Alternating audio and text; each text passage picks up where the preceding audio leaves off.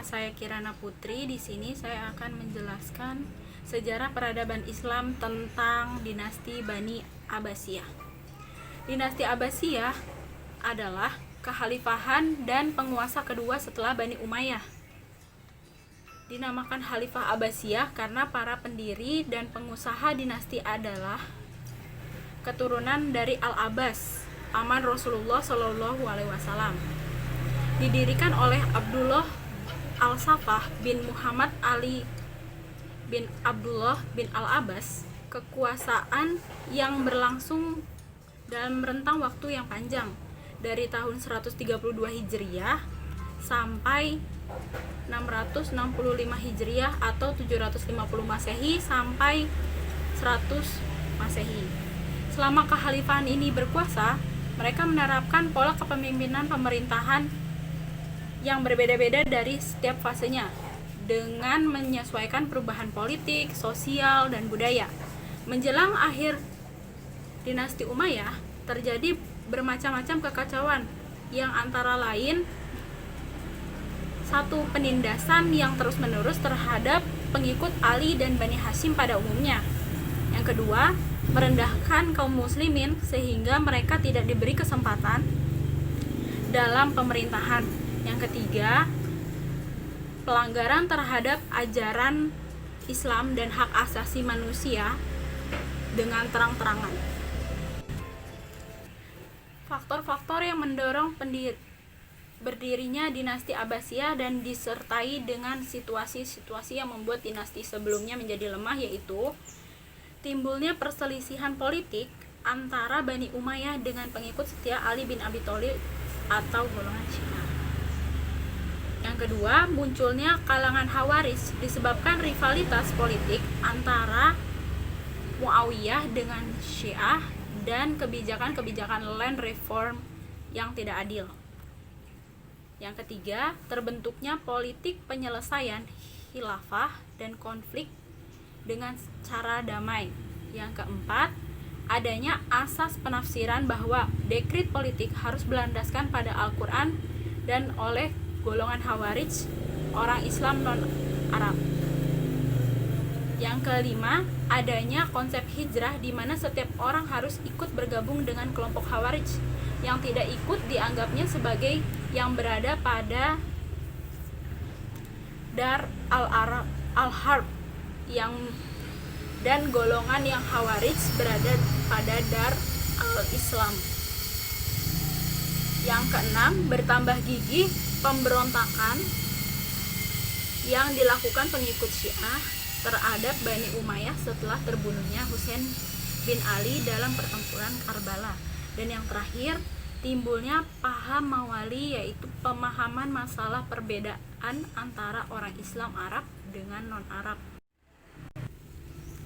Selanjutnya ada pola pemerintahan dan politik masa kekhalifahan Bani Abbasiyah, terbagi menjadi 5 periode. Yang pertama, periode pertama tahun 132 Hijriah atau 750 Masehi sampai 232 Hijriah atau 874 Masehi. Periode ini disebut pengaruh Persia pertama. Periode kedua tahun 232 Hijriah sampai 334 Hijriah atau 847 Masehi sampai 945 Masehi disebut masa pengaruh Turki pertama.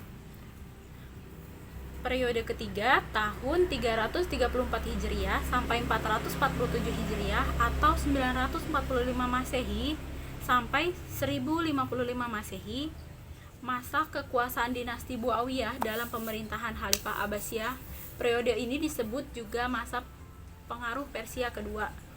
Yang keempat, yaitu periode keempat tahun 447 Hijriah sampai 590 Hijriah atau 1055 Masehi sampai 1194 Masehi.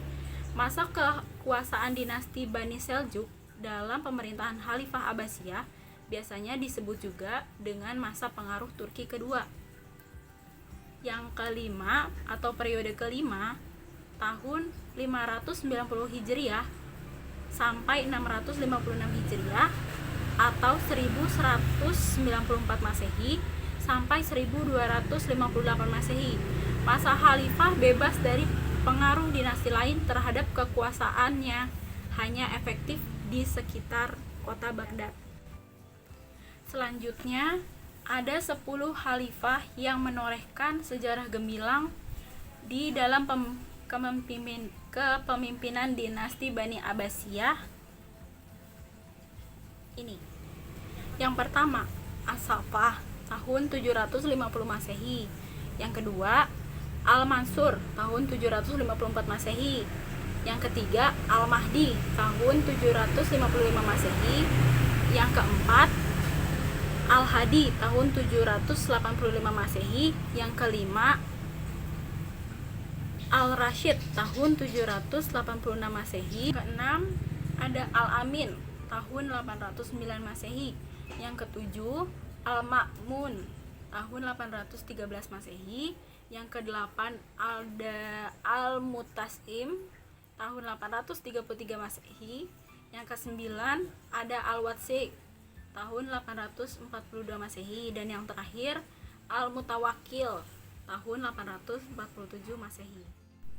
Di masa pemerintahannya Abu Ja'far Al-Mansur melakukan pembangunan di kota Baghdad. Yang pertama, tahun 157 Hijriah, Abu Ja'far Al-Mansur membangun istana yang diberi nama Al-Khul. Yang kedua, Al-Mansur memindahkan pasar yang berdekatan dengan Dar Al-Imarah ke Bab Al-Qaraq. Yang ketiga, Al-Mansur mengeluarkan instruksi untuk melakukan pelebaran jalan-jalan. Yang keempat, menginstruksikan pembangunan jembatan di Bab Asyair. Yang terakhir, Mansur mendemonstrasikan pasukannya dengan seragam dan persenjataan di Daljah. Harun al-Rashid adalah amir para khalifah Abbasiyah. Dia adalah raja agung pada zamannya. Konon kehebatannya hanya dapat dibandingkan dengan Karel Agung tahun 742 Masehi sampai 842 Masehi di Eropa. Pada masa kekuasaannya, Baghdad, ibu kota Abbasiyah, menjelma menjadi metropolitan dunia. Jasanya dalam bidang ilmu pengetahuan dan peradaban hingga ke abad 21 masih dirasakan dan dinikmati masyarakat dunia. Masyarakat Baghdad merasakan dan menikmati suasana aman dan nyaman di masa pemerintahannya.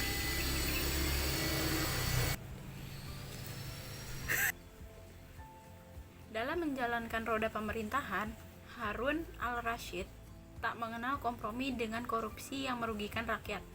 Sekalipun yang berlaku korup itu adalah orang yang dekat dan banyak berpengaruh dalam hidupnya.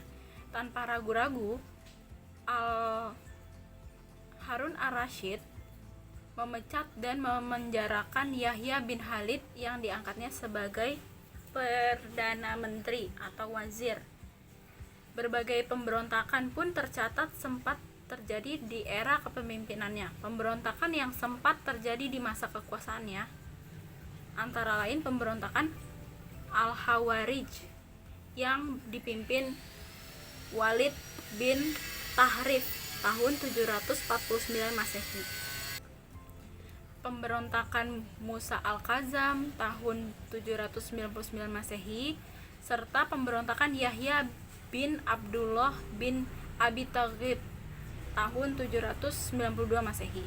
Salah satu puncak pencapaian yang membuat namanya melegenda adalah perhatiannya dalam bidang ilmu pengetahuan dan peradaban.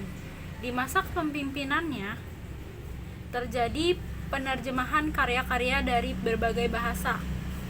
Harun al-Rashid tutup usia pada 24 Maret 809 Masehi pada usia yang terbilang muda, yaitu 46 tahun. Meski begitu, pamor dan popularitasnya masih tetap melegenda hingga kini. Namanya juga diabadikan sebagai salah satu tokoh dalam kitab 1001 Malam yang amat populer. Harun al-Rashid mewujudkan keamanan, kedamaian, serta kesejahteraan rakyat. Yang pertama, membangun kota Baghdad dengan bangunan-bangunan megah. Yang kedua, membangun tempat peribadatan. Yang ketiga, membangun sarana pendidikan, kesehatan, dan perdagangan.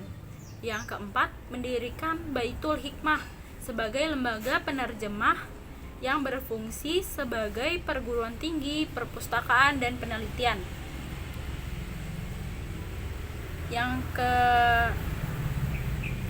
keenam, membangun Majelis Al-Muzakarah, yakni lembaga pengkajian masalah-masalah keagamaan yang diselenggarakan di rumah-rumah, masjid-masjid, dan istana.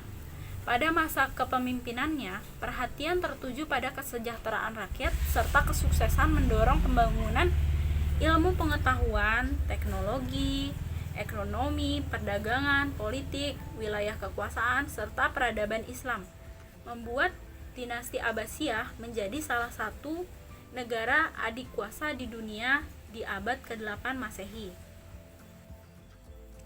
Kepemimpinan Al-Ma'mun, Khalifah Abbasiyah, mencapai pada salah satu masa keemasannya. Di antaranya, yang pertama, mewujudkan keamanan, kedamaian, serta kesejahteraan rakyat. Yang kedua, membangun kota Baghdad dengan bangunan-bangunan megah. Yang ketiga, membangun tempat-tempat peribadatan. Yang keempat, membangun sarana pendidikan, kesehatan, dan perdagangan. Dan yang terakhir, mendirikan Baitul Hikmah sebagai lembaga penerjemah, yaitu berfungsi sebagai perguruan tinggi, perpustakaan, dan penelitian. Sekian sejarah peradaban Islam tentang dinasti Bani Abbasiyah. Semoga bermanfaat. Don't forget to like, comment, and subscribe.